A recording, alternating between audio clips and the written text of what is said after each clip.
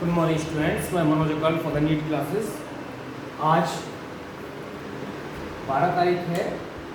इसमें जो मुख्यमंत्री अभ्युदय योजना में अंतर्गत नीट और एनडीए में जो टॉपिक है वो है बायोमॉलिक्यूल्स, इन्हें कहते हैं जैविक अणु। इसका फर्स्ट पार्ट आज आपके लिए। वास्तव में अगर बायोमॉलिक्यूल्स देखें कि कितने प्रकार के जैविक अणु होते हैं, तो जैविक अणु जीवों की रासायनिक संरचना में भाग लेने वाले जो अणु होते हैं, दिस आर द बायोमॉलिक्यूल्स, जैविक अणु होते हैं।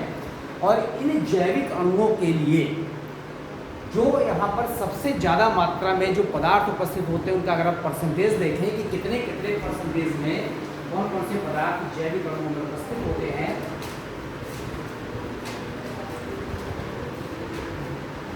वहाँ पर आप देखेंगे कि जैविक अणुओं में मेनली कार्बोहाइड्रेट होता है, लिपिड होता है, प्रोटीन होता है। तो अगर आप यहाँ पर परसेंटेज देखें, जीवों की रासायनिक संरचना में भाग लेने वाले अणु क्या कहलाते हैं? जैविक अणु कहलाते हैं। कौन कौन से? ये कार्बोहाइड्रेट हैं, फिर क्या है यहाँ पर? लिपिड है, प्रोटीन है, वाइटामिन्स होते हैं, इसके अलावा मिनरल्स होते हैं, ठीक है। फिर इसके बाद और क्या बचता है यहाँ पर? न्यूक्लिक एसिड बचता है। इतने तरह के पदार्थ जीवों की रासायनिक संगठन में क्या करते हैं? भाग लेते हैं। और जीवों के रासायनिक संगठन में भाग लेने के अलावा इसमें carbohydrate, lipid, protein, vitamin, minerals और nucleic acid, these are the biomolecules. और अगर आप देखें कि कितने परसेंट में कौन से एलिमेंट इसमें भाग लेते हैं, तो आप एलिमेंट में देखें तो सबसे ज़्यादा मात्रा में ऑक्सीजन होती है, ठीक है। ये क्या है यहाँ पर? एलिमेंट है, और ये है यहाँ पर प्रतिशत मात्रा है। जो ऑक्सीजन की प्रतिशत मात्रा होती है वो अप्रोक्सीमेटली 65% होती है। किसमें? जीवों में, जैव कोशिकाओं में, ठीक है। फिर इसके बाद यहाँ पर कार्बन होता है और हाइड्रोजन होता है। कार्बन की प्रतिशत मात्रा अप्रोक्सीमेटली 18% होती है। फिर इसके बाद हाइड्रोजन होता है, अप्रोक्सीमेटली 10% होता है। फिर इसके अलावा अदर एलिमेंट्स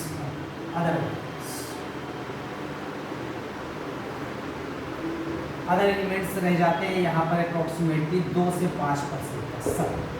अब अदर एलिमेंट्स में नाइट्रोजन भी हो सकता है, सल्फर भी हो सकता है, फास्फोरस भी हो सकता है, ये सारे एलिमेंट्स हैं।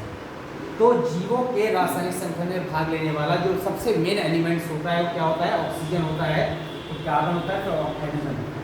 तो ऑक्सीजन की percentage is much more than the carbon, is much more than the hydrogen. ये यहाँ पर जैविक अणुओं में एलिमेंट की प्रतिशत मात्रा है, ठीक है। फिर इसके बाद इनको सेलुलर पूल कहते हैं। तो ये जो CHO होते हैं, this is called the cellular pool. क्या कहलाते हैं? सेलुलर पूल कहलाते हैं। अब इसके बाद एलिमेंट के बाद हम आते हैं यहाँ पर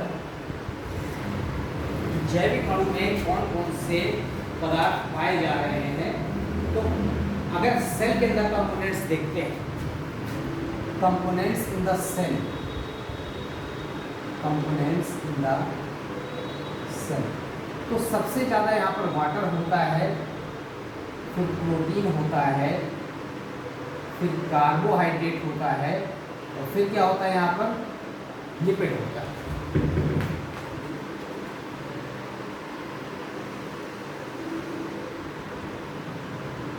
ठीक है। क्या क्या पाया जाता है? जल पाया जाता है, फिर इसके बाद प्रोटीन, न्यूक्लिक एसिड, ये लगभग 70 से 90% तो जल होता है। फिर इसके बाद इसमें प्रोटीन पाई जाती है 10 से 15%। फिर कार्बोहाइड्रेट, लिपिड और न्यूक्लिक एसिड भी होता है। न्यूक्लिक एसिड, तो न्यूक्लिक एसिड जो पदार्थ है यहाँ पर, उसकी परसेंटेज भी पाई जाती है। तो न्यूक्लिक एसिड 5% होता है, अप्रोक्सीमेटली 5%। फिर इसके बाद लिपिड और न्यूक्लिक एसिड, ये अप्रोक्सीमेटली 2% होता है, ये अप्रोक्सीमेटली 3% होता है। इस तरह से कोशिका के अंदर जो कंपोनेंट्स हैं वो इतने इतने परसेंटेज में पाए जाते हैं।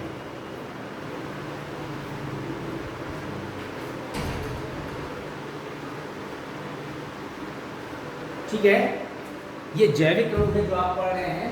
फिर इसके बाद जैविक अणु में आपको पता है कि मेन जो जैविक अणु है वो डिफरेंशिएट किए गए हैं किसमें, carbohydrate,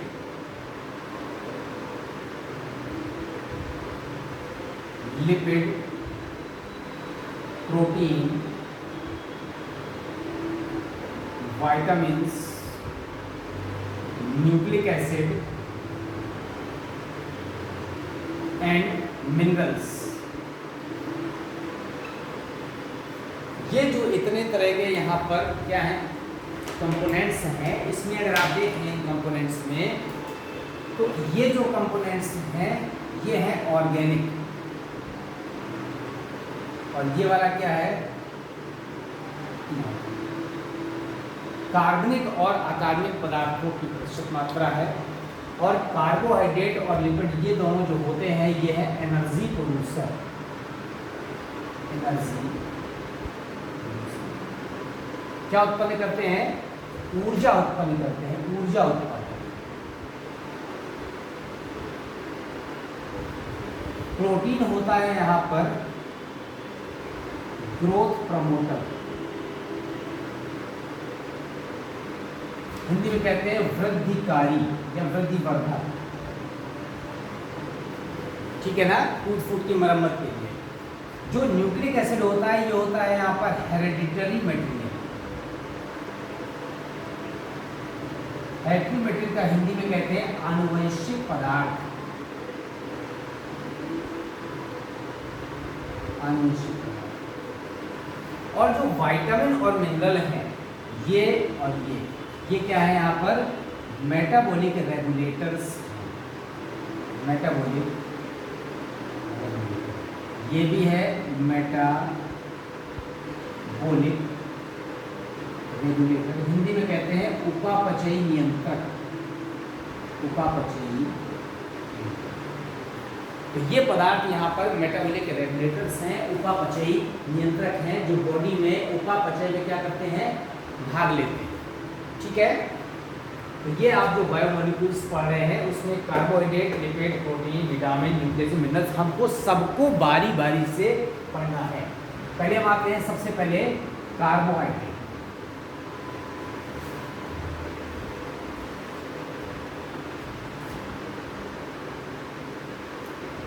carbohydrates, hydrate of carbon, hydrate hydrate means H2O और कार्बन मीन्स C। ये हो गया हाइड्रेट और ये हो गया, फिर इसको हम ऐसे लिख सकते हैं CH2। It means the ratio of the carbon and hydrogen and oxygen is the 1:2:1। ऐसे सभी पदार्थ जिसमें कार्बन, हाइड्रोजन और ऑक्सीजन का अनुपात 1:2:1 होता है, that is called the carbohydrate, ठीक है। फिर इसके बाद it is also carbohydrate is also known as saccharide. Saccharide भी कहते हैं क्योंकि ये शुगर होती है, इससे मीठा पदार्थ होता है, ठीक है, due to sweet in taste, स्वाद में मीठे होने के कारण कार्बोहाइड्रेट को यहाँ पर सैकराइड नाम भी दिया जाता है। अब इसमें जो मोनोसैकराइड भी हो सकते हैं और क्या हो सकते हैं, पॉलीसैकराइड भी हो सकते हैं। अब आप यहाँ पर देखिए, हम सैकराइड को डिवाइड करते हैं। This is the saccharide.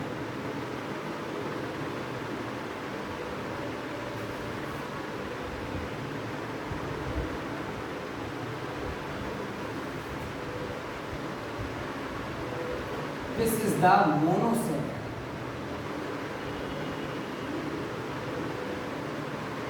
क्या है, मोनोसैकराइड। क्लियर विजन आ रहा है ना आपको, ठीक है। The second category is the oligosaccharide. The third category is the polysaccharide. ये दोनों माइक्रोमोलिक्यूल्स हैं।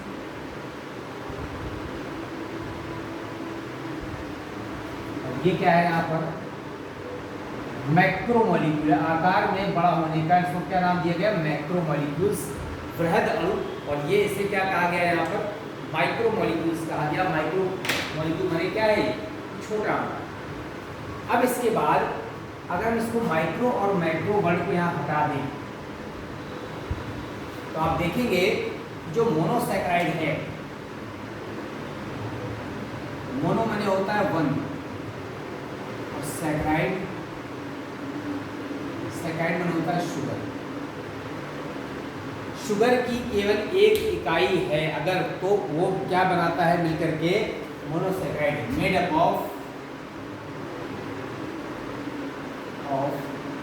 One unit of sugar.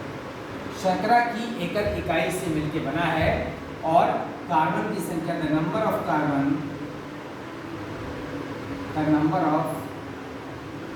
Carbon three to seven, C3 से लेकर के और C7 तक हो सकती है।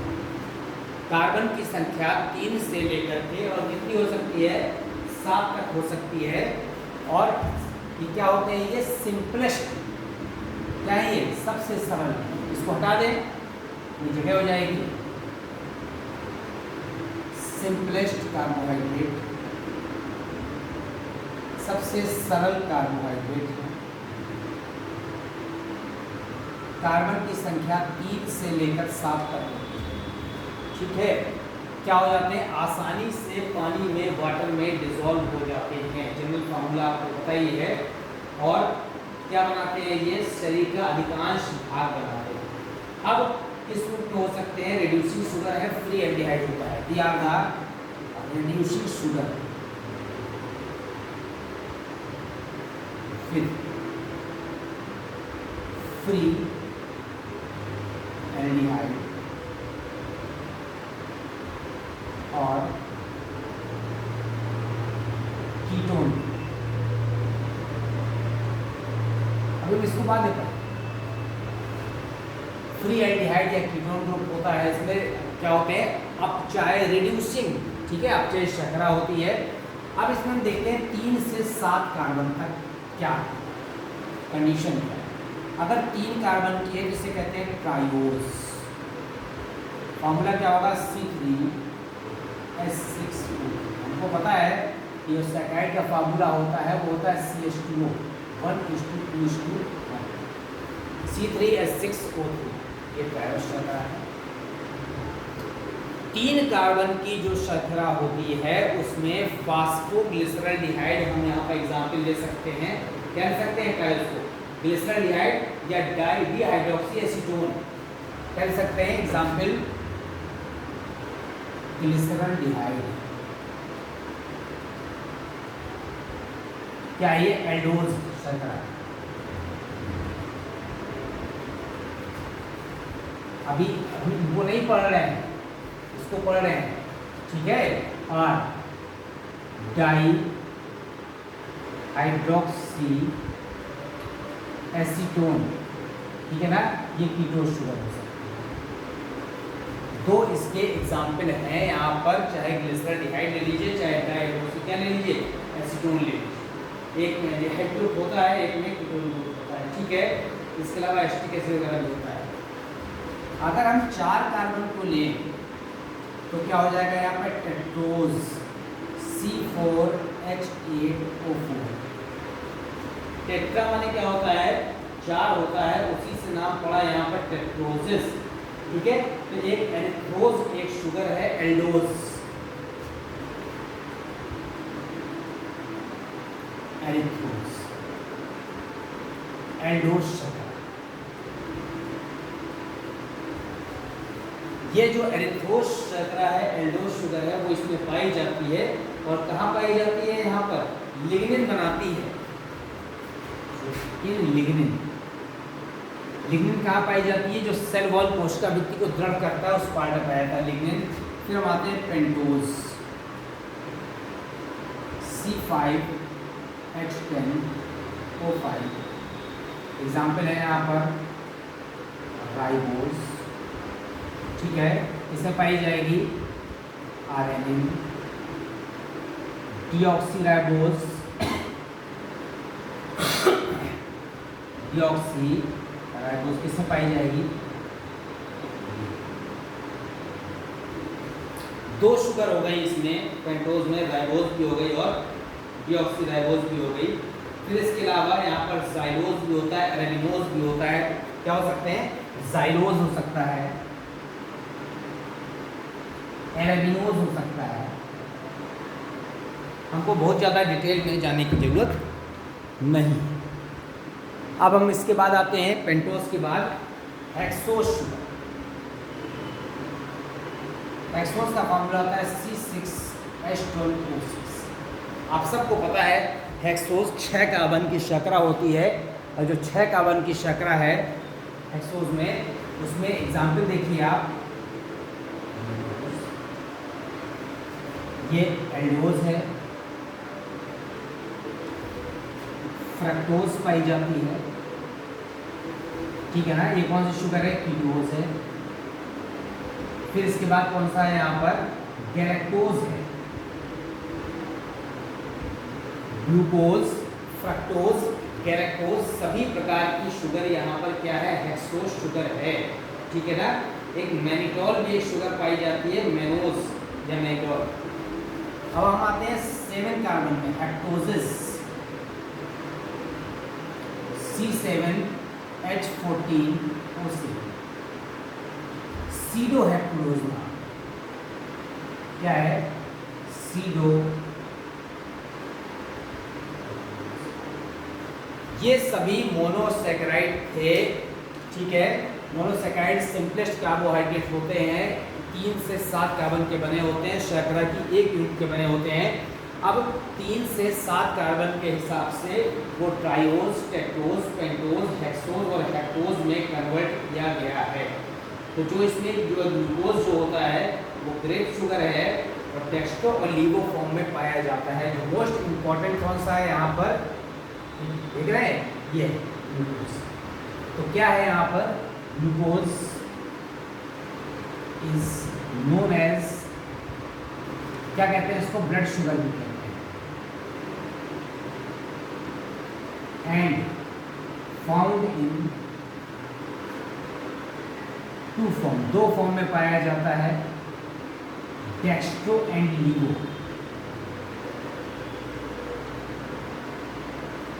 ठीक है, ये यहाँ पर मोनोसैकेराइड पार्ट कंप्लीट है।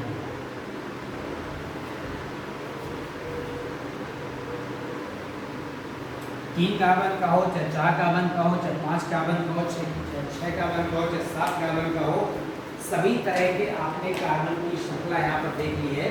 और ये जो कार्बन पाए जाते हैं, इस कार्बन के आधार पर आपने देखा किस तरह से इनकी चेन क्या करती है, वेरी करती है। अब हम आते हैं किसमें, यहाँ पर ओलिगोसैकेराइड।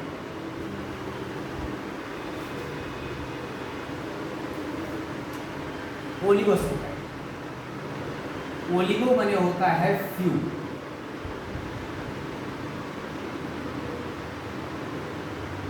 और सैकेराइड माने होता है शुगर। शर्करा की कुछ इकाइयों से मिलकर बनी जो यूनिट होती है वो यहाँ पर क्या कहलाती है, ओलिगोसैकेराइड कहलाती है। इसका मतलब है यहाँ पर made up of 2 to 10 units of monosaccharide. Monosaccharide की 2 से 10 इकाइयों तक अगर मिलकर बनती है तो उसको क्या कहते हैं, ओलिगोसैकेराइड कहते हैं। ठीक है, अब ओलिगोसैकेराइड में 2 से 10 इकाइयाँ हैं। जैसे सपोज करिए अगर 2 मोनोसैकेराइड जोड़ दें,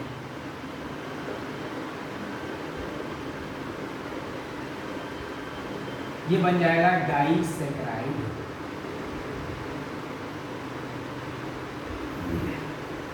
अब डाइसैकेराइड में हम यहाँ पर ये M क्या है, M है मोनोसैकेराइड। मोनोसैकेराइड है और ये डाइसैकेराइड है। एग्जाम्पल ऑफ डाइसैकेराइड, अगर आप डाइसैकेराइड के एग्जाम्पल देखें तो इसमें एग्जाम्पल है यहाँ पर सुक्रोज, माल्टोज और लैक्टोज। तो सुक्रोज भी है, माल्टोज भी है, लैक्टोज भी है। These are the forms of the क्या है यहाँ पर डाइसैकेराइड। तो सुक्रोज में हम आ जाते हैं, नॉन रिड्यूसिंग शुगर है, और कहाँ पे आता है शुगर के। हम एक एक को आते हैं। सबसे पहले पढ़ते हैं इसको सुक्रोज। क्या ये नॉन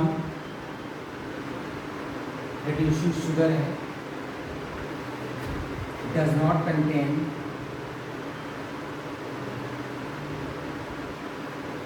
फ्री एल्डिहाइड, या तो एल्डिहाइड ग्रुप या कीटोन ग्रुप नहीं होता, ठीक है। और also known as the table sugar. क्या कहते हैं? टेबल शुगर इसको कहते हैं। फाउंड इन, कहाँ पाई जाती है? शुगर केन गन्ने में पाई जाती है, एंड बीट चुकंदर में पाई जाती है, सब पाई जाती है। अब यहाँ पर क्या है, सुक्रोज कैसे बनता है आप देखिए। यहाँ पर ग्लूकोज और फ्रक्टोज के मिलने से सुक्रोज बनता है। ग्लूकोज प्लस फ्रक्टोज मिल जाता है, जब निकाल लीजिए बन जाएगा सुक्रोज। इसका फॉर्मूला होता है C6H12O6 C6H12O6। दोनों को जोड़ दीजिए तो बनेगा C12H22। ये सुक्रोज शुगर है, और ये किससे बना है? एक अल्फा ग्लूकोज और बीटा फ्रक्टोज से मिलकर बना है, अल्फा 1,2 लिंकेज से। ये जो अल्फा ग्लूकोज है और बीटा क्या है? फ्रक्टोज, ये जुड़े हैं, और ये जो बॉन्ड है बिटवीन, ये बॉन्ड है ग्लाइकोसिडिक बॉन्ड। इनके ग्लाइकोसिडिक बॉन्ड द्वारा जुड़ने से क्या बनता है? सुक्रोज बनता है, ठीक है। दूसरा एग्जाम्पल देखिए यहाँ पर, अगर दो ग्लूकोज और ग्लूकोज जोड़ दिया जाए तो क्या बनता है? तो बनता है माल्टोज। इसको कहते हैं माल्ट शुगर। कहाँ पाई जाती है? अंकुरित जौ में पाई जाती है, माल्ट शुगर कहते हैं, माल्टोज कहते हैं। इसमें ग्लूकोज, दो ग्लूकोज के अणु आपस में जुड़ जाते हैं, अल्फा ग्लूकोज, और अल्फा 1,4 लिंकेज कहलाती है। ये जो बॉन्ड है ना, ये है अल्फा ग्लूकोज, और ये भी है अल्फा ग्लूकोज, और इनके बीच का जो बॉन्ड है, बॉन्ड अल्फा 1,4 लिंकेज क्या कहलाती है? अल्फा 1,4 लिंकेज कहलाती है, इस बॉन्ड को कहते हैं। इसके द्वारा ग्लूकोज और ग्लूकोज आपस में जुड़कर माल्ट शुगर या माल्टोज बनाते हैं, ठीक है। फिर हम अगर जोड़ दें ग्लूकोज और गैलेक्टोज, फिर देखिए ग्लूकोज और गैलेक्टोज, अब क्या बनेगा?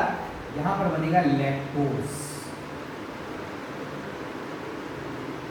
लैक्टोज को कहते हैं मिल्क शुगर। दूध में जो मिठास होती है, जो मीठापन होता है, वो यहाँ पर मिल्क शुगर कहलाती है, माल्टोज कहलाता है, जिसमें ग्लूकोज और गैलेक्टोज आपस में जुड़ते हैं, और ये रिड्यूसिंग शुगर है। और अल्फा ग्लूकोज और बीटा गैलेक्टोज होता है, ये होता है अल्फा ग्लूकोज और ये होता है बीटा गैलेक्टोज,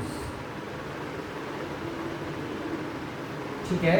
दूध में मिठास पाई जाती है, जो बॉन्ड बना हुआ है, बॉन्ड, ये बॉन्ड में ये हमारा क्या है? रिड्यूसिंग शुगर तो है ही लैक्टोज, लेकिन ये बॉन्ड कैसा है? बीटा 1,4 लिंकेज है, बीटा 1,4 लिंकेज इसमें पाई जाती है, दूध में पाई जाती है। ये ओलिगोसैकेराइड था। जब 2 मोनोसैकेराइड मिलते हैं तो डाइसैकेराइड, 3 मिलते हैं तो क्या बनता है, ट्राइसैकेराइड बनता है। क्या बन जाएगा, ट्राइसैकेराइड। तो हम 3 का एग्जाम्पल भी बना सकते हैं यहाँ पर, की हेलोस कहते हैं ना। ट्राइसैकेराइड बहुत इंपॉर्टेंट नहीं है, इसमें एग्जाम्पल है raffinose, monosaccharide plus monosaccharide plus monosaccharide मिलकर बन सकता है ट्राइसैकेराइड। एग्जाम्पल है रेफिनोस। क्या है ये है glucose plus fructose plus galactose, 3 मिला ग्लूकोज फ्रक्टोज है ये मिलकर क्या बन गया, ट्राइसैकेराइड बन गया। हमने अभी पढ़ लिया मोनोसैकेराइड, पढ़ लिया क्या पढ़ लिया, ओलिगोसैकेराइड पढ़ लिया। मोनोसैकेराइड और ओलिगोसैकेराइड पढ़ने के बाद हम किस में आते हैं, पॉलीसैकेराइड में। अब इसको भी नहीं देखिए, डिटेल्स क्या है। Poly means many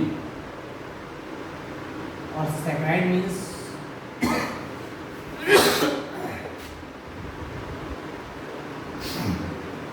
sugar. Sugar की बहुत सारी इकाइयां मिलकर के, कितनी इकाइयां, 11 से लेके 1000 यूनिट्स ऑफ मोनोसैकेराइड।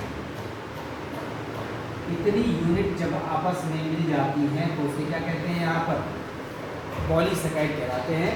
और पॉलीसैकेराइड कैसे होते हैं, यहाँ पर इजीली वाटर में सोल्युबल नहीं होते हैं, मैक्रोमोलिक्यूल्स है यहाँ पर, इसमें रिड्यूसिंग और नॉन रिड्यूसिंग एंड होता है। ये joint with reducing and with non reducing, एक रिड्यूसिंग एंड होता है और एक नॉन रिड्यूसिंग एंड होता है, उससे मिलकर पॉलीसैकेराइड बनता है। जो पॉलीसैकेराइड है उसमें शुगर की 11 से लेकर अनंत इकाइयाँ हो सकती हैं। अब पॉलीसैकेराइड यहाँ पर 2 तरह का होता है। एक होता है यहाँ पर structural polysaccharide, structural polysaccharide Hindi में कहते हैं संरचनात्मक पॉलीसैकेराइड। और दूसरा होता है यहाँ पर स्टोरेज पॉलीसैकेराइड, संग्राहक, जो किसी चीज का क्या करता है, संग्रह करता है।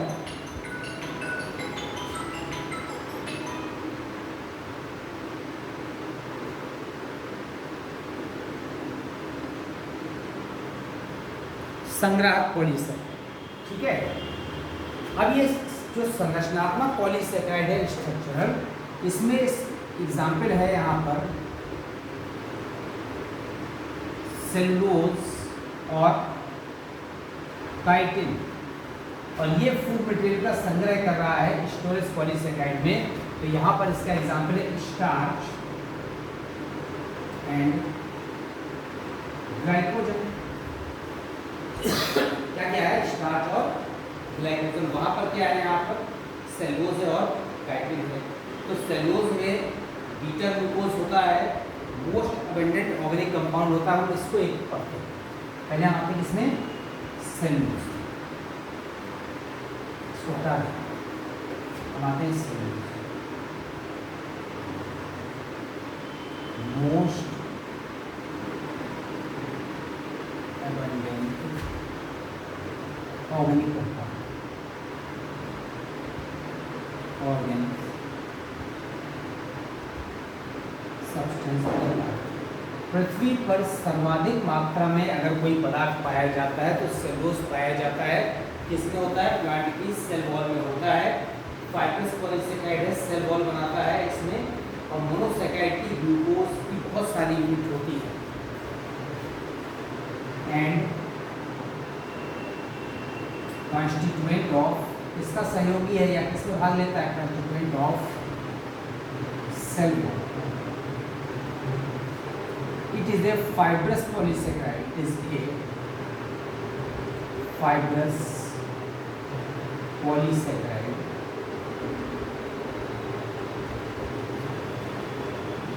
which contain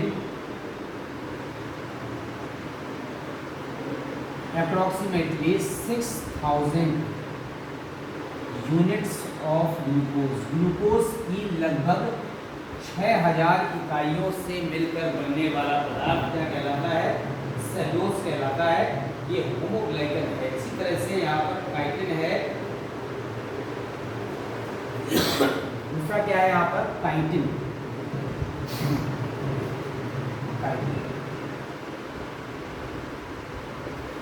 काइटिन क्या है यहाँ पर? ये भी स्ट्रक्चरल पॉलीसैकेराइड है। Structural polysaccharide present in cell wall of fungi. कवक की कोशिका भित्ति में पाया जाता है and made up of N acetyl glucosamine. ठीक है, एक सब्सटेंस होता है यहाँ पर एन एसिटिल ग्लूकोसामीन। ये पाया जाता है, ये हेप्टोपॉलीमर है। ये सेल वॉल में पाया जाता है, एक्सोस्केलेटन बनाता है and also a part of exoskeleton in arthropods. Arthropods के बाह्य कंकाल में भाग लेने वाली रचना है। काइटिन का बाह्य कंकाल बना होता है। ये भी संरचनात्मक पॉलीसैकेराइड है। इसके बाद हम आते हैं संग्राहक पॉलीसैकेराइड, जो भोज्य पदार्थों का संग्रह करते हैं। उसमें एग्जाम्पल है स्टार्च। हिंदी में क्या कहते हैं? मंड कहते हैं। संचयी पॉलीसैकेराइड जो भोज्य पदार्थों का क्या कर रहा है? संचय कर रहा है। ठीक है ना? और किसमें पाया जाता है? यहाँ पर प्लांट्स में पाया जाता है। भोज्य पदार्थ का संचय करने वाला पदार्थ जो प्लांट में पाया जाता है उसको क्या कहते हैं? स्टार्च कहते हैं। और एमाइलोज और एमाइलोपेक्टिन का मिश्रण होता है। इनसॉल्युबल इन वाटर, जल में क्या है? अघुलनशील। एंड मेड अप ऑफ, किससे बना होता है? Made up of amylose 20% and amylopectin approximately 80%। इससे मिलकर बना होता है। फूड स्टोर रखता है। एग्जाम्पल आपने देखा है स्टार्च किसमें पाया जाता है? लेडी फिंगर में पाया जाता है, भिंडी में है। पोटैटो, इसके रिच स्रोत है राइस। स्टार्च के अलावा एक पॉलीसैकेराइड है यहाँ पर, उसे कहते हैं ग्लाइकोजन। क्या कहते हैं? ग्लाइकोजन। ग्लाइकोजन भी एक संचयी पॉलीसैकेराइड है। ठीक है ना? ये इसे एनिमल स्टार्च क्या कहते हैं? Animal starch. क्योंकि जंतुओं में जो फूड मटेरियल स्टोर होता है हमारी लीवर और मसल्स में, वो ग्लाइकोजन के रूप में होता है। और इसमें अल्फा ग्लूकोज यूनिट्स होती हैं जो रेड कलर देता है आयोडीन के साथ। कंटेन्स अल्फा ग्लूकोज यूनिट्स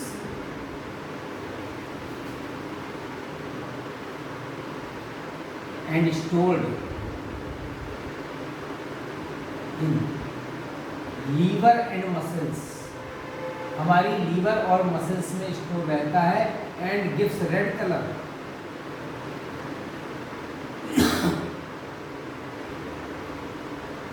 अगर इसका परीक्षण किया जाए, इसका स्टार्च का, तो ये रेड कलर देता है। किसके साथ में? आयोडीन के साथ, with iodine. But starch gives, जबकि जो मंड होता है उसका परीक्षण करें, gives blue black colour. Blue black colour with iodine. Iodine के साथ नीला काला रंग देने वाला जो पदार्थ है वो स्टार्च है, जबकि ग्लाइकोजन कैसा देता है, रेड कलर देता है। ये स्ट्रक्चर पॉलीसेकेराइड है। इन ऑल टोटल जो पॉलीसेकेराइड या सेकेराइड है वो शरीर में विभिन्न प्रकार से यूज होता है। फूड मटेरियल को स्टोर भी कर सकता है, एनर्जी भी दे सकता है, बॉडी का कंस्टिट्यूएंट बनाता है, पार्टिसिपेट करता है, हर तरह से कार्बोहाइड्रेट हमारे शरीर के लिए यूजफुल है। अब हम आते हैं यहाँ पर, जो कार्बन हमने पढ़ा था वो क्या, मोनोसेकेराइड। मोनोसेकेराइड, ओलिगोसेकेराइड, पैरासेकेराइड के बाद हम आते हैं यहाँ पर कार्बोहाइड्रेट की सेकेंड कैटेगरी में, कि सिंपल कार्बोहाइड्रेट और कॉम्प्लेक्स कार्बोहाइड्रेट। अब एक है यहाँ पर, इसको बिगाड़ कॉम्प्लेक्स या कंजुगेटेड कार्बोहाइड्रेट। कॉम्प्लेक्स या कंजुगेटेड कार्बोहाइड्रेट क्या होता है ये कॉम्प्लेक्स या कंजुगेटेड? जब कार्बोहाइड्रेट अन्य पदार्थ से संयोग करता है, when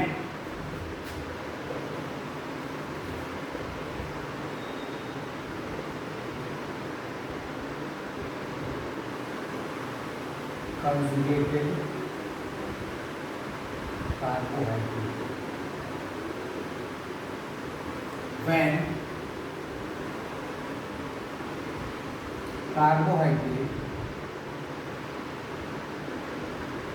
combines with other biomolecules, जब दूसरे जैविक अणु से वो संयोग करता है तब क्या बनता है कॉम्प्लेक्स। एग्जाम्पल क्या है यहाँ पर, ग्लाइकोलिपिड, ठीक है, ग्लाइकोप्रोटीन। ग्लाइकोलिपिड में कार्बोहाइड्रेट प्लस किससे संयोग कर रहा है, लिपिड्स। और ग्लाइकोप्रोटीन में कार्बोहाइड्रेट किससे संयोग कर रहा है, कार्बोहाइड्रेट प्लस प्रोटीन। तो अलग अलग जैविक अणुओं से जब कंबाइन करता है, संयोग करता है, तो उसको क्या कहते हैं यहाँ पर,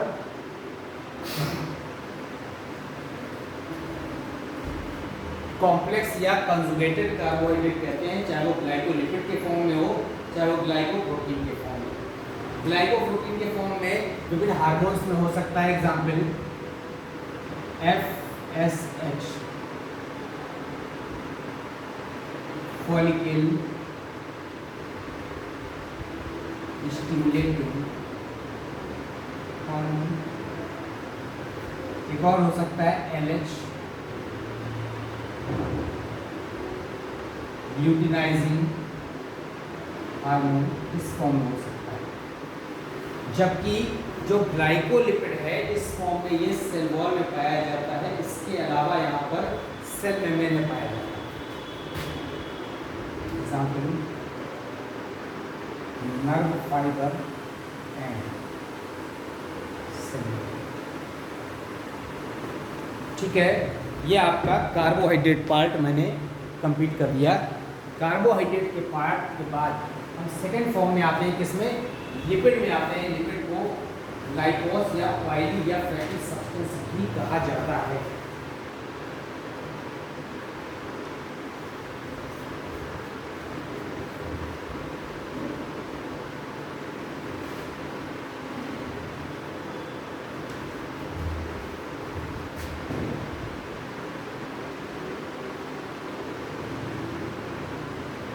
लाइपोस से मिलकर बना है, लाइपोस में होता है ऑयली,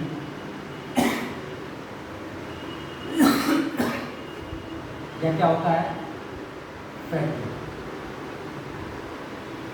ठीक है, स्नेहक पदार्थ।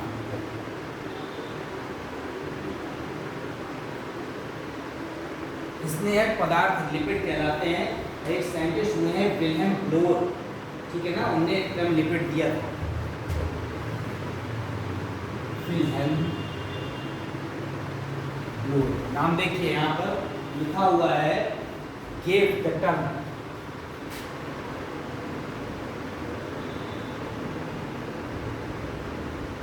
जो लिपिड टर्म है वो विलियम ब्लोर ने दिया था।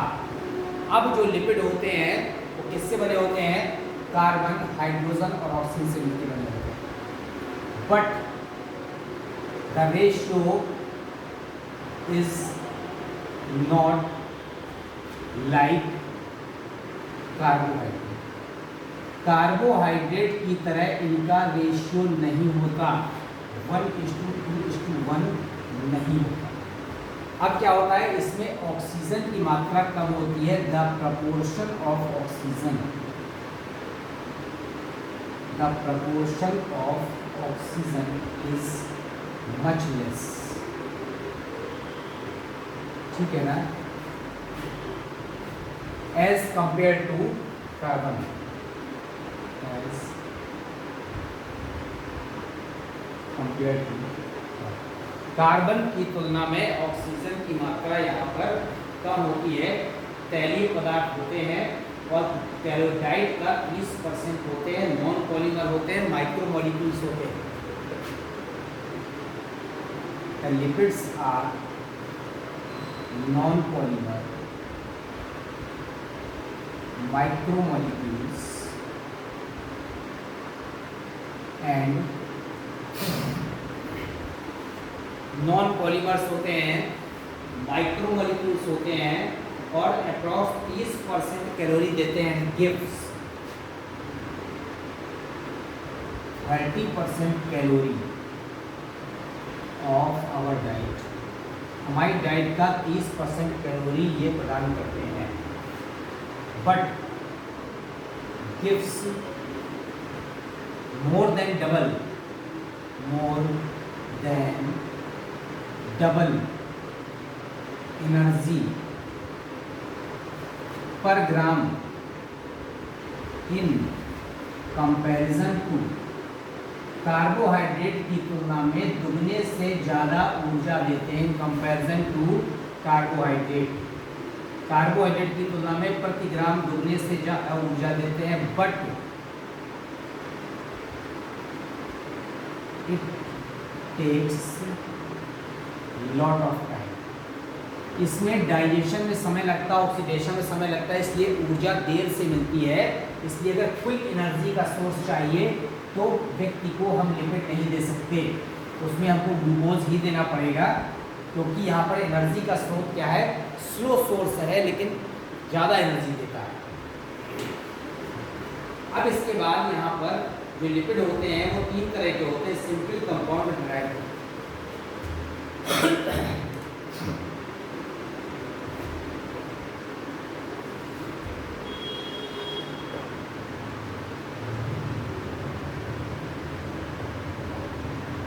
लिपिड 3 तरह के हैं, सिंपल लिपिड, कंपाउंड लिपिड और डेराइव्ड लिपिड। कौन से हैं? सिंपल भी हैं, कंपाउंड भी हैं और डेराइव्ड भी हैं। अब जो सिंपल लिपिड हैं वो यहाँ पर केवल क्या है, यहाँ पर होमोलिपिड्स कहते हैं, फैटी एसिड्स के एस्टर होते हैं अल्कोहल के साथ। होमोलिपिड्स, ठीक है, होमोलिपिड्स के साथ क्या है? Asters of fatty acids with alcohol. ये फैटी एसिड्स के एस्टर हैं जो एल्कोहल से क्रिया करते हैं। और ये जो सिंपल लिपिड है इसको फिर से डिफरेंशिएट किया गया है किसमें? इसमें न्यूट्रल फैट में, वैक्स में, स्टेरॉल में। दीज आर द न्यूट्रल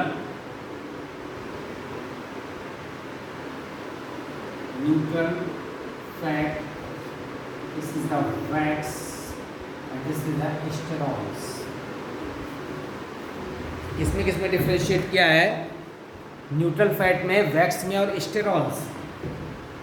अब हम आते हैं फिर इसमें, अभी इनको नहीं पढ़ेंगे, इनको पढ़ेंगे बाद में। अभी हम आते हैं neutral fat, neutral fat.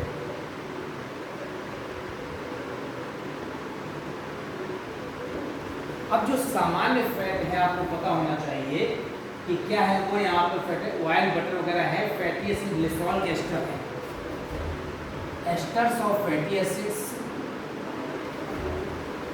Asters of fatty acids with glycerol. Fatty acids के ग्लिसरॉल के साथ एस्टर है। ग्लिसरॉल का सूत्र होता है CH2OH, CHOH और CH2। इन तीनों का जो हमने रिएक्शन कराया, ये ग्लिसरॉल है, ग्लिसरॉल का हमने यहाँ रिएक्शन करा दिया फैटी एसिड में, RCOOS।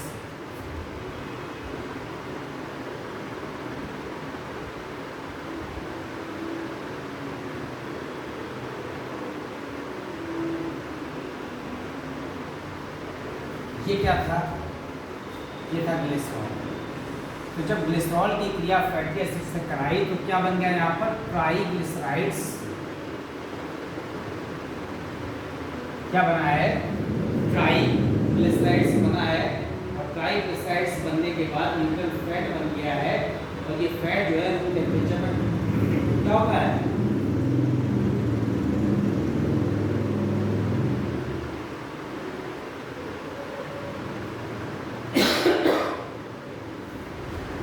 ठीक है। अब ये क्या है? इट इज अ ऑयल और घी। अब क्या होगा यहाँ पर? ऑयल क्या कैसा होगा? अनसैचुरेटेड फैटी एसिड होगा, अनसैचुरेटेड फैटी एसिड। और घी क्या होगा यहाँ पर? Saturated fatty acid.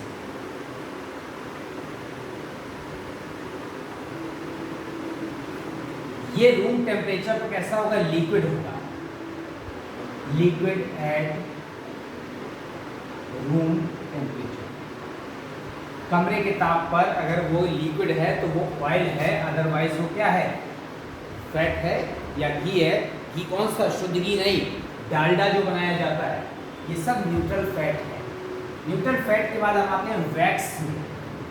नाम सुना होगा आपने, वैक्स, मोम।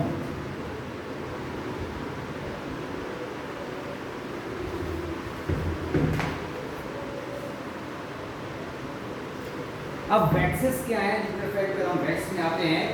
जो यहाँ पर बी वैक्स है, ठीक है ना, या सीबन है या पैराफिन है, एग्जाम्पल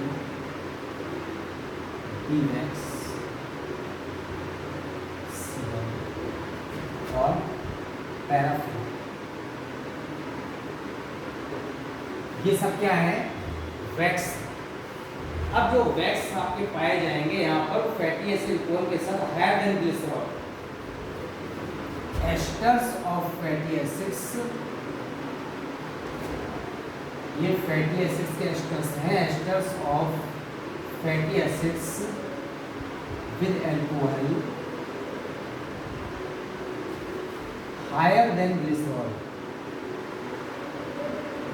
ग्लिसरॉल से हायर होती है। तब उन्हें क्या कहते हैं? यहाँ पर वैक्स कहते हैं, मोम कहते हैं। यहाँ पर स्किन हेयर ये सब पाए जाते हैं। और ये जो वैक्स होता है यहाँ पर वो बहुत उपयोगी होता है। और एक हाइड्रोक्सिल ग्रुप होता है वाटर में, क्या होते हैं? Insoluble in water, insoluble in water and in the form of wax glands. Wax glands के फॉर्म में सिक्रीट होता है ये सेरुमेन के रूप में। सेरुमेन नाम आपने सुना होगा, सेरुमेन ईयर वैक्स होता है, इस रूप में सिक्रीट हो सकता है। तो हम उसको क्या कहते हैं? यहाँ पर वैक्स कहते हैं। जो तीसरी कैटेगरी होती है इसकी, वो होती है स्टेरॉल्स। क्या कहते हैं उसको? स्टेरॉल्स कहते हैं। तो ये जो न्यूट्रल फैट है यहाँ पर, उसमें स्टेरॉल जो है वो अल्गोस्टेरॉल है, कोलेस्ट्रॉल है, कोलेस्ट्रॉल एंड अर्गोस्टेरॉल। ये जो कोलेस्ट्रॉल होता है, ये तो आप जब सैचुरेटेड फैटी एसिड ज़्यादा खाते हैं तो उससे हमारी बॉडी में स्टेरॉयड हार्मोन के लिए रिलीज होता है कोर्टिसोल बाइल साइड के रूप में। और कहाँ पाया जाता है, आपको यही पता होना चाहिए, ये पाया कहाँ जाता है, केवल जो है स्टेरॉयड हार्मोन्स में होता है, उनमें एनिमल्स में होता है, only in animals and in form of, कहाँ पाया जाएगा, यहाँ पर किस रूप में, बहुत सारे हार्मोन हैं।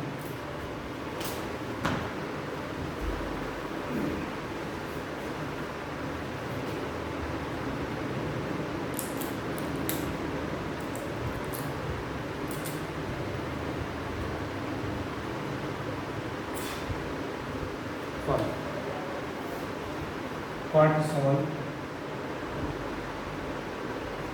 कॉर्टिसोल के फॉर्म में पाया जा सकता है। इसके अलावा यहाँ पर और क्या हो जाएगा, प्रोजेस्टेरॉन, टेस्टोस्टेरोन हार्मोन होता है, टेस्टोस्टेरोन,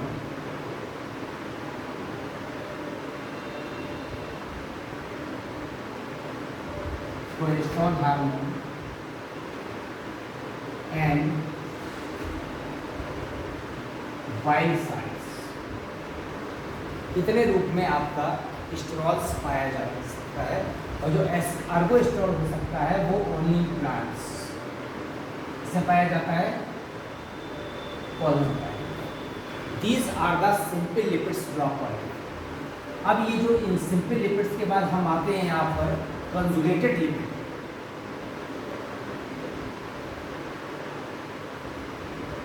कंजुगेटेड या कॉम्प्लेक्स लिपिड्स। अब जब लिपिड जो है दूसरे सब्सटेंस से रिएक्ट करते हैं तो they make the conjugated lipids बना सकते हैं। और कंजुगेटेड लिपिड है फॉस्फोलिपिड है और स्फिंगोलिपिड है ग्लाइकोलिपिड है। ग्लाइकोलिपिड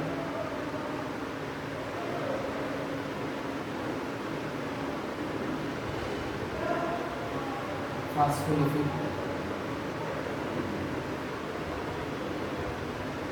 और स्फिंगोलिपिड, तीन तरह के सब्सटेंस हो सकते हैं यहाँ पर।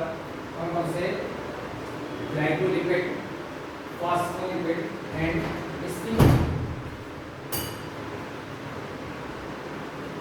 तो आपको देखना है कि जो ग्लाइकोलिपिड है, ठीक है, तो ग्लाइकोलिपिड से आपको समझ में आ रहा है कि यहाँ पर कौन कौन से सब्सटेंस आपस में जुड़े हुए हैं। यह है कार्बोहाइड्रेट प्लस लिपिड,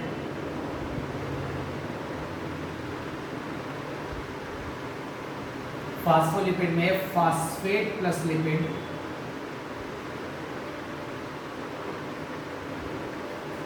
और जो आपका तीसरी कैटेगरी है वो स्फिंगोलिपिड है। वो यहाँ पर क्या होता है, इसमें एक हाइड्रोफिलिक हेड होता है और एक टेल होता है, ठीक है ना। तो किसमें पाया जाएगा, सेल मेम्ब्रेन में पाया जाएगा। फॉस्फोलिपिड भी सेल मेम्ब्रेन में पाया जाएगा और ग्लाइकोलिपिड भी कहाँ पाया जाएगा, यहाँ पर ब्लड ग्रुप में। ये है example blood group, blood group में पाया जाता है। ये पाए जाते हैं सेल मेम्ब्रेन में, और ये भी कहाँ पाया जाएगा, सेल मेम्ब्रेन। तो आपका जो कंजुगेटेड या कॉम्प्लेक्स लिपिड है वो सेल मेम्ब्रेन में मोस्टली पाए जा रहे हैं। और तीसरी कैटेगरी है आपकी कौन सी, डेराइव्ड लिपिड।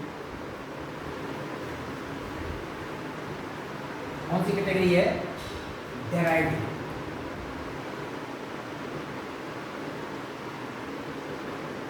हिंदी में कहते हैं व्युत्पन्न लिपिड।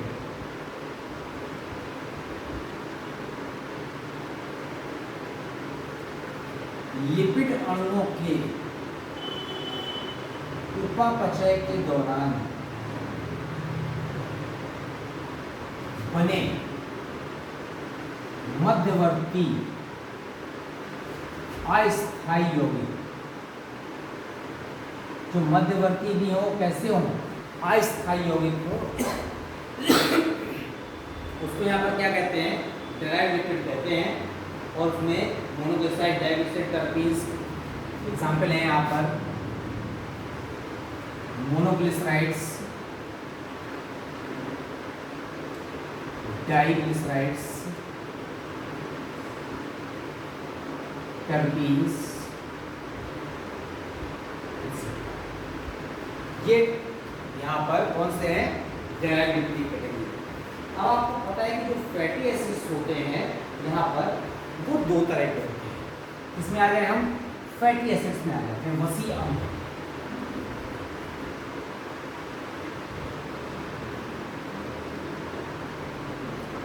फैटी एसिड्स हिंदी में कहते हैं वसी अम्ल।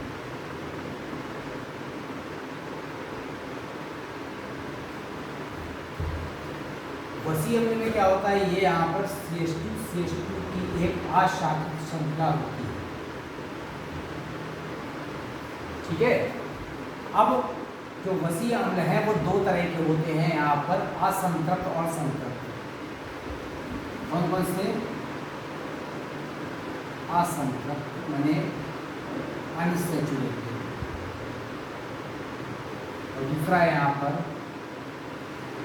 संतृप्त, हिंदी में कहते हैं सैचुरेटेड। अनसैचुरेटेड क्या होते हैं, जिसमें कार्बन कार्बन एक दूसरे से डबल या ट्रिपल बॉन्ड से जुड़ा हो सकता है, ठीक है। डबल बॉन्ड से भी जुड़ा हो सकता है, और किससे जुड़ा हो सकता है, ट्रिपल से भी जुड़ा हो सकता है। तो इस तरह का जो होता है डबल या ट्रिपल बॉन्ड का, carbon atoms joins with double R triple bond, तो वो असंतृप्त होगा। इसमें कार्बन कार्बन एक दूसरे से सदैव किससे जुड़ा है, carbon atoms joins with only single bond। अगर केवल एकल बंध से जुड़ रहे हैं तो उसको क्या कहेंगे, संतृप्त कहेंगे। और जो संतृप्त वसी अम्ल होते हैं वो कमरे के ताप पर कैसे होते हैं, ठोस होते हैं। बाकी क्या होते हैं,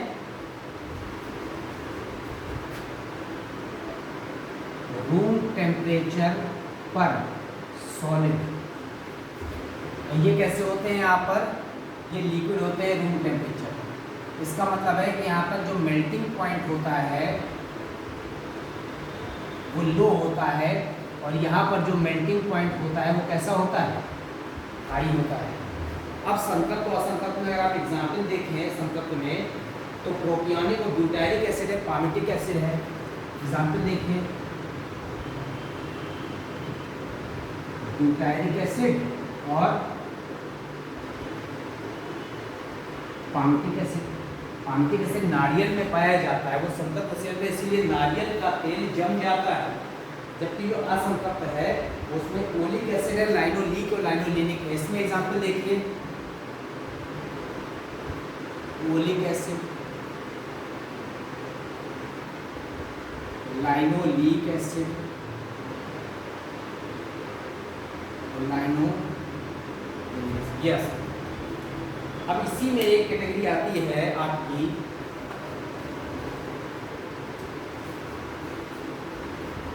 कि तात्विक और अतात्विक वसी अम्ल, ठीक है। तो जो तात्विक है इसेंशियल है, उसमें जो इसेंशियल कौन कौन से, लाइनोलीक है और लाइनोलिनिक है। लाइनोलीक और लाइनोलिनिक।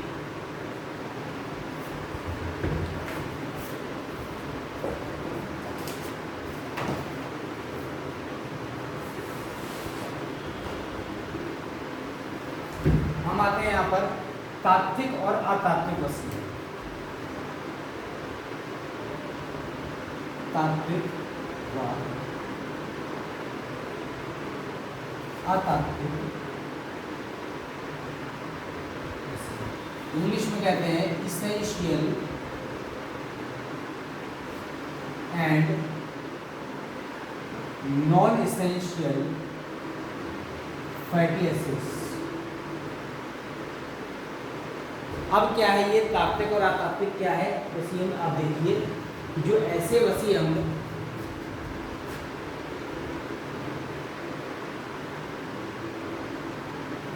जो शरीर में नहीं बनते, केवल किससे प्राप्त होते हैं? भोजन से प्राप्त होते हैं।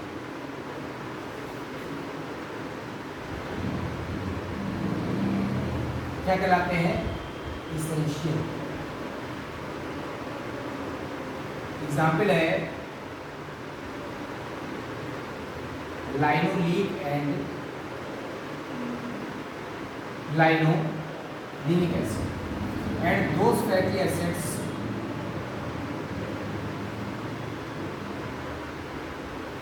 which are formed in body, जो बॉडी में बन जाते हैं वो क्या है? वो नॉन इसेंशियल, वो हमारे शरीर के लिए आवश्यक नहीं है। तात्विक का मतलब है उनका निर्माण शरीर में हो जा रहा है, कि हमको जरूरी नहीं कि उनको जरूरत पड़े ही लेने की। ठीक है, तो ऐसे वसीयम में क्या है? यहाँ पर नॉन इसेंशियल हैं। तो अदर्स, तो आज हमने आपको यहाँ पर बायोमॉलिक्यूल्स में क्या क्या पढ़ा दिया। आज हमने आपको जैविक अणु पढ़ाया, जैविक अणु बताया क्या क्या होते हैं, एलिमेंट कौन कौन से होते हैं। सबसे ज़्यादा मेन एलिमेंट कौन है? ऑक्सीजन है, फिर कार्बन है, फिर हाइड्रोजन है।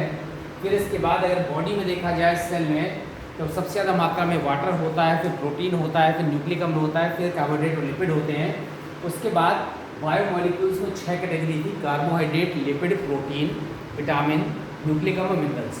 मिनरल्स को छोड़कर बाकी सब ऑर्गेनिक हैं और मिनरल्स क्या है? इनऑर्गेनिक हैं।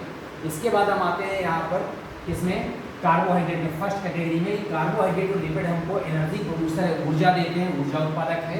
प्रोटीन बॉडी बिल्डिंग में हेल्प करता है और मेंटेनेंस में हेल्प करता है। इसके अलावा विटामिन और मिनरल्स क्या है? मेटाबॉलिक रेगुलेटर्स हैं, उपापचयी नियंत्रक हैं।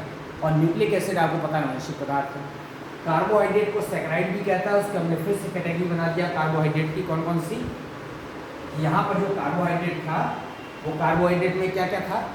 यहाँ पर मोनोसैकेराइड, सैकराइड नाम रखा गया, उसके बाद मोनो, ओलिगो और पॉलीसैकेराइड में बांट दिया। मोनोसैकेराइड में 3 से 7 कार्बन तक होते हैं: ट्राइओस, टेट्रोस, पेंटोस, हेक्सोस, हेक्टोस।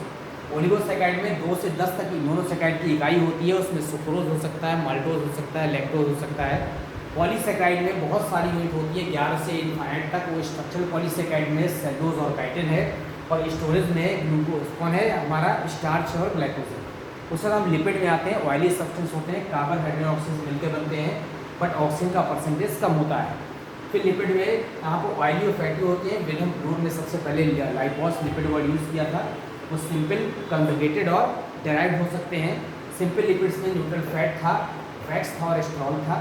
कंजुगेटेड में फास्फोलिपिड था, ग्लाइकोलिपिड था। और इसके बाद ड्राइव्ड लिपिड में यहाँ पर ग्लिसराइड्स। फिर हम आ जाते हैं जो फैटी एसिड्स में कि CH2 की आशाखित श्रृंखला होती है, उसमें अगर वो कार्बन कार्बन डबल या ट्रिपल बॉन्ड से जुड़े हैं, अनसैचुरेटेड है, वो असंतृप्त हैं, वो मिलकर बनाएंगे ऑयल। कमरे के ताप पर लिक्विड होगा, मेल्टिंग पॉइंट कम होगा, उसे तेल कहेंगे। फिर अगर वो सैचुरेटेड हैं, सारे कार्बन से सिंगल बॉन्ड से जुड़े हैं, तो सैचुरेटेड फैटी एसिड्स हैं। संतृप्त वसी अम्ल है, नारियल में पाया जाता है, और वो जो है यहाँ पर कमरे के ताप पर ठोस होगा, मेल्टिंग पॉइंट ज़्यादा होगा। ठीक है, अब हम नेक्स्ट टॉपिक पर लेंगे आपका बायोमॉलिक्यूल्स में प्रोटीन। Okay, thank you.